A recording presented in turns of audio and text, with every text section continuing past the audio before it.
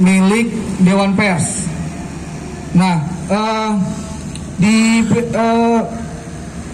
majalah ini dia mengulas tentang indeks kemerdekaan pers, di mana kemerdekaan pers menurut Dewan Pers itu adalah dari tulisannya Henry C.H. Bangun, Wakil Ketua Dewan Pers, mengatakan bahwa aku baca ya.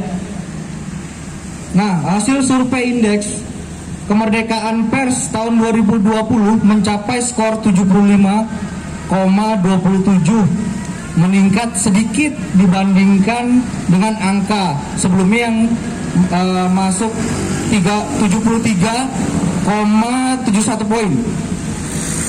Nah, itu tahun 2019 ya.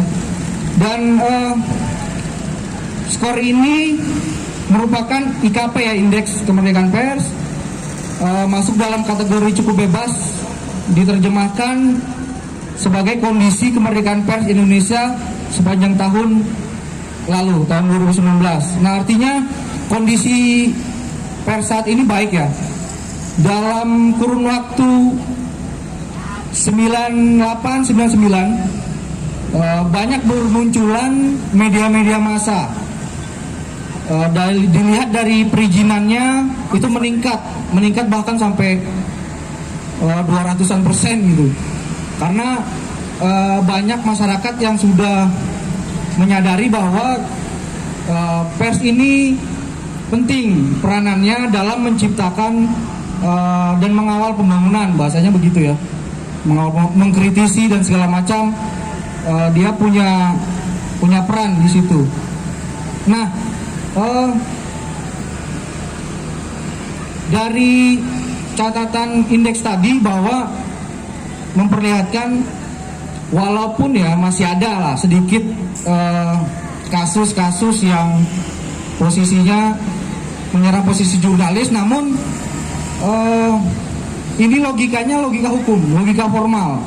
Jadi jurnalis ini diatur oleh sebagian banyak itu kompetensi dari jenjang muda, madya, dan utama. Lalu perusahaan-perusahaan media juga diberikan predikat hal itu yang sama juga gitu. Jadi dia mendapat kategori itu dari pemerintah sesuai dengan undang-undang pers. Namun harus diakui bahwa kebebasan pers di Indonesia masih terbilang kecil ya, masih ada diskriminasi. Misalnya perampasan alat kamera, alat rekam, bahkan pencekalan atau kekerasan, bahkan sampai pembunuhan itu pernah terjadi terhadap kawan-kawan jurnalis. Sehingga kita sih tidak, saya sendiri pribadi tidak berpatokan pada indeks ini ya, cukuplah itu hitung-hitungan angka dan survei yang dilakukan oleh organisasi yang independen atau kredibel. Namun sejatinya dalam kita menginginkan kesejahteraan, tidak mungkin dia tidak menggunakan instrumen demokrasi sebagai jembatannya. Jadi demokrasi itu penting, keterbukaan, kebebasan itu penting untuk membuka jalan kedaulatan rakyat, kemandirian rakyat, ekonomi dan segala macamnya. Sehingga tanpa demokrasi atau kebebasan atau kemerdekaan pers, baik itu bukan hanya pers ya, tapi kemerdekaan berpendapat, berorganisasi, tidak dijamin oleh negara, maka itu omong kosong. Jadi poin tersebut yang menjadi perjuangan dari teman-teman jurnalis sendiri, sehingga banyak yang melakukan peliputan itu juga harus tetap safe gitu. Jadi nggak serta tiba-tiba maju gitu kan. ya kita lihat konsekuensinya bagaimana ke depan. Nah itu. Jadi tentang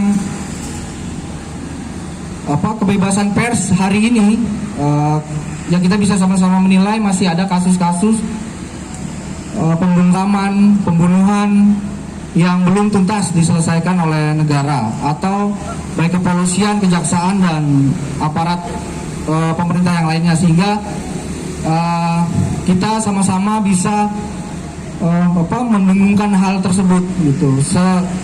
Selain itu juga bicara kesejahteraan para jurnalis itu sendiri gitu, profesi itu sendiri, karena masih banyak jurnalis yang upahnya di bawah minimum provinsi atau UMK. Jadi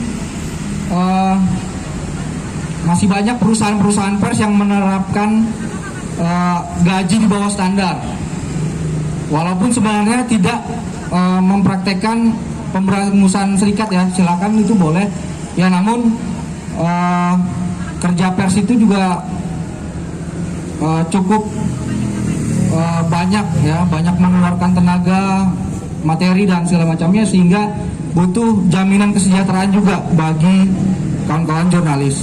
Nah, mungkin itu saja dari saya.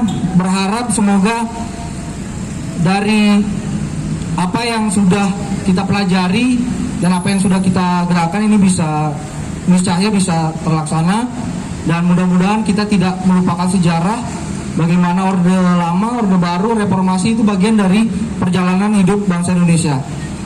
Diambil baiknya, tinggalkan buruknya. Itu saja. Terima kasih. Assalamualaikum warahmatullahi wabarakatuh.